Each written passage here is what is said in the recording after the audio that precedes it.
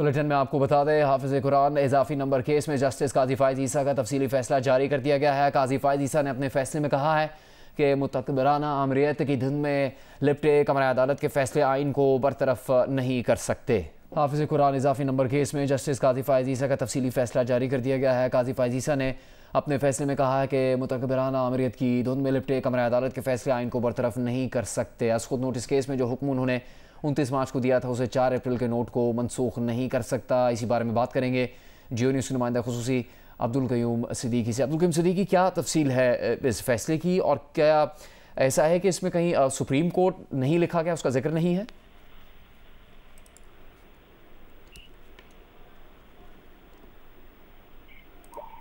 عبدالقیوم صدیقی، آپ ہماری آواز سن سکتے ہیں؟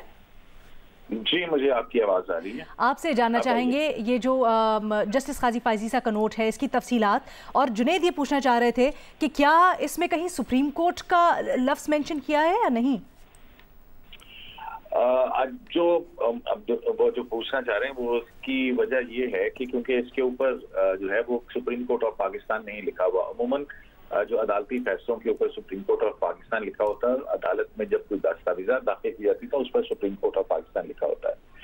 اب یہ جو نوٹ ہے یہ اس لیے اس کے اوپر شاید سپریم کورٹ آف پاکستان نہیں لکھا گیا کیونکہ جسٹس قاضی فائز عیسیٰ ان 6 رکنی یہ 6 جج صاحبان کا جو بینچ ہے۔ ٹھیک ہے عبدالقیوم صدیقی صاحب، بہت شکریہ۔ کراچی کے علاقے اورنگی ٹاؤن میں موٹر سائیکل سوار مرد اور خاتون کھلے گٹر میں گر کر جاں بحق ہو گئے۔ بات کریں گے اس بارے میں جیو نیوز کے نمائندے ذیشان شاہ سے۔ ذیشان، کس طرح یہ واقعہ پیش آیا اور کون ذمہ دار ہے اس کا؟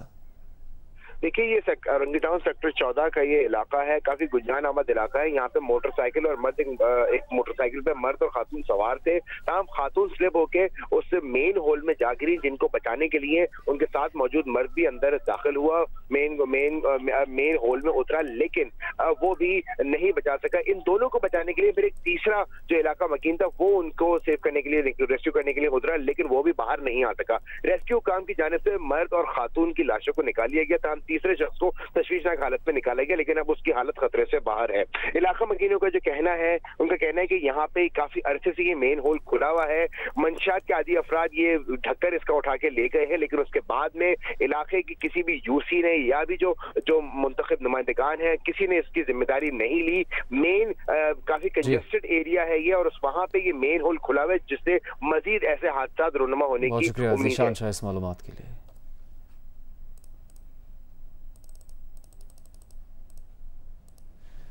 وفاقی وزیر خزانہ اسحاق ڈار نے کہا ہے کہ سپریم کورٹ کا ایک فیصلہ فیلڈ میں ہے جس میں عدالت نے حکومت کو الیکشن کمیشن کو 21 ارب روپے فراہم کرنے کا کہا ہے۔ سرکاری ٹی وی پر نیوز کانفرنس میں اسحاق ڈار نے کہا کہ موجودہ حالات میں رقم کی فراہمی بطور وزیر خزانہ ان کی ذمہ داری ہے۔ بطور ایک ملک اور قوم ہم ایک بھنور میں پھنس چکے ہیں، اسی لیے انہوں نے وزیر اعظم کی ہدایت پر امریکہ کا دورہ منسوخ کیا۔ دورے کی منسوخی کی وجہ سے کہا گیا کہ IMF نے منع کیا تھا۔ IMF ایسا نہیں کر سکتا کیونکہ پاکستان ورلڈ بینک اور IMF کا رکن ہے، بیکاری نہیں ہے۔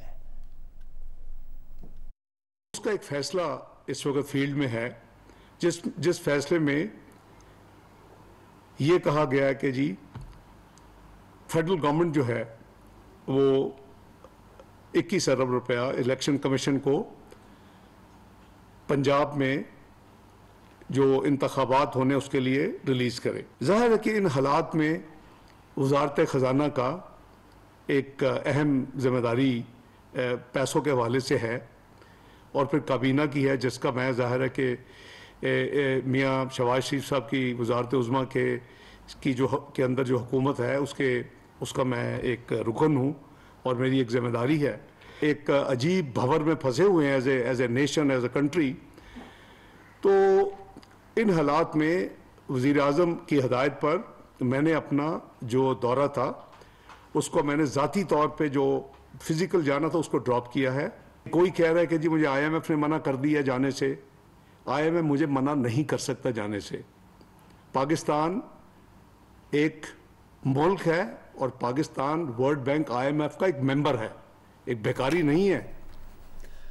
صدر عارف الوی نے سپریم کورٹ کے از خود نوٹس اختیار میں ترمیم کا بل پارلیمنٹ کے دائرہ اختیار سے باہر قرار دے کر واپس کر دیا ہے۔ صدر الوی نے اپنے خط میں کہا کہ Supreme Court practice and procedure bill 2023 میں بتائی گئی از خود نوٹس کے طریقہ کار میں تبدیلی ایک قابل تعریف خیال ہے، مگر سوال یہ ہے کہ کیا یہ مقصد آئینی ترمیم کے بغیر حاصل کیا جا سکتا ہے؟ صدر نے مزید کہا کہ یہ بل موجودہ شکل میں عدالت میں بھی چیلنج کیا جا سکتا ہے کیونکہ کوئی بھی آئینی اختیار سادہ قانون سازی سے تبدیل نہیں کیا جا سکتا۔ اسلام آباد سے نوسرین یوسف کی رپورٹ۔ صدر مملکت عارف علوی نے Supreme Court practice and procedure bill نظرثانی کے لیے پارلیمنٹ کو واپس بھجوا دیا۔ صدر مملکت کا کہنا ہے کہ درستگی اور دوبارہ غور کرنے کے لیے اسے واپس بھجوایا جا رہا ہے۔ آئین کے تحت سپریم کورٹ کو اپیلی، ایڈوائزری، ریویو اور ابتدائی اختیار سماعت حاصل ہے، جبکہ مجوزہ بل آرٹیکل 184(3) یعنی عدالت کے ابتدائی اختیار سماعت سے متعلق ہے۔ آئین کا آرٹیکل 191 سپریم کورٹ کو عدالتی کارروائی اور طریقہ کار ریگولیٹ کرنے کے لیے قوانین بنانے کا اختیار دیتا ہے۔ جانچ شدہ قواعد میں چھیڑ چھاڑ عدالت کی اندرونی کارروائی، جبکہ خود مختار اور آزادی میں مداخلت کے مترادف ہو سکتی ہے۔ عدلیہ کی آزادی کو مکمل تحفظ دینے کے لیے آرٹیکل 191 کو دستور میں شامل کیا گیا۔ فورتھ شیڈول کے تحت پارلیمنٹ کو سپریم کورٹ کے سوا تمام عدالتوں کے دائرہ اختیار اور اختیارات کے حوالے سے قانون سازی کا اختیار ہے، اور سپریم کورٹ کو خاص طور پر پارلیمان کے قانون سازی کے اختیار سے خارج کیا گیا ہے۔ ساتھی رپورٹر نوشین یوسف کے ساتھ عرفہ فیروز زکی، جیو نیوز، اسلام آباد۔ ترجمان پی ڈی ایم حافظ حمداللہ نے کہا کہ صدر علوی نے پارلیمنٹ سے منظور بل پر دستخط سے انکار کر کے آئین سے انحراف کیا۔ اپنے بیان میں حافظ حمداللہ نے کہا کہ صدر علوی نے ایوان صدر میں بیٹھ کر پاکستان کی نہیں بلکہ عمران خان کی ترجمانی کی ہے۔ صدر نہیں، پارلیمنٹ بالادست ہے اور یہ بالادستی ثابت کر کے رہیں گے۔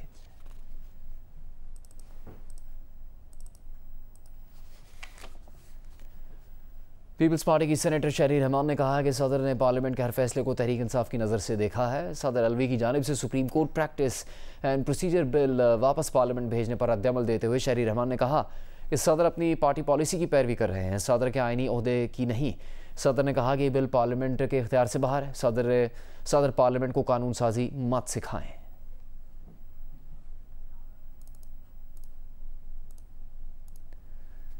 اسلام آباد کے علاقے ڈھوک عباسی میں کار پر فائرنگ کر کے 2 افراد کو قتل کر دیا گیا ہے۔ اسلام آباد کے علاقے ڈھوک عباسی میں کار پر فائرنگ کر کے قتل کر دیا گیا ہے۔ رہنما نون لیگ میاں جاوید لطیف نے کہا ہے کہ قومی اسمبلی سے قرارداد کی منظوری اور ریفرنس دائر کرنے کے فیصلوں کے پیچھے نواز شریف ہے۔ آج جو پاکستان کے اندر قرارداد منظور ہو رہی ہیں، آج جو ریفرنس دائر کرنے کی فیصلے ہو رہے ہیں، اس کے پیچھے نواز شریف کھڑا ہے۔ جو سزائیں بے گناہ ہوتے ہوئے دی گئیں وہ فل کوڈ بنا کے واپس لی جانی چاہیے۔ یہ نہیں ہو سکتا کہ 2008، 2002، 2018 کی طرح 2023 میں بھی میری قیادت کو باہر رکھ کے کسی اور کو اس رنگ میں اکیلا کھیلنے کا موقع دیا جائے۔ یہ ہے اصل ایشو۔ امیر جماعت اسلامی حافظ نعیم الرحمان نے کہا کہ پیپلز پارٹی اور ایم کیو ایم کے مشترکہ گورنر پکوڑے نہ تلے بلکہ کراچی کی گنتی پوری کروائیں۔ حافظ نعیم الرحمان نے بات اپنے بیان میں کہی۔ چند روز پہلے گورنر سندھ کامران ٹیسوری نے اپنے پکوڑے تلنے کی ویڈیو سوشل میڈیا پر شیئر کی تھی۔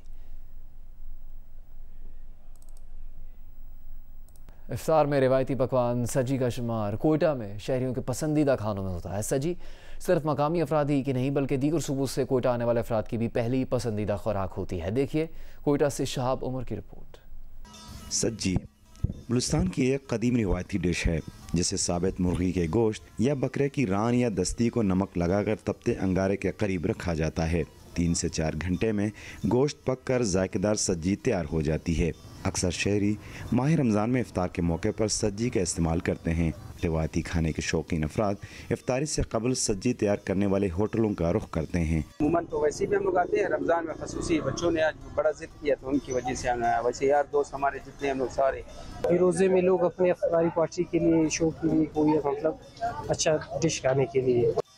رمضان میں روایتی پکوان کھانے کے رجحان کے پیش نظر سجی تیار کرنے والے عام دنوں کی نسبت ماہ سیام میں زیادہ سجی تیار کرتے ہیں۔ ہوٹل مالکان کہتے ہیں کہ سجی مخصوص ذائقے اور کم چکنائی کی وجہ سے زیادہ پسند کی جاتی ہے۔ لوگ تقریباً ماشاءاللہ پارسل کر کے لے جاتے ہیں گھروں پر۔ حالیہ مہنگائی کی وجہ سے سجی کی قیمتوں میں بھی بے تحاشا اضافہ ہوا ہے۔ مرغی کے گوشت کی سجی 1500 روپے اور بکرے کی ران یا دستی کی سجی 2200 روپے میں فروخت کی جا رہی ہے۔ کیمرامین احسن رسول کے ساتھ شہاب عمر، جیو نیوز، کوئٹہ۔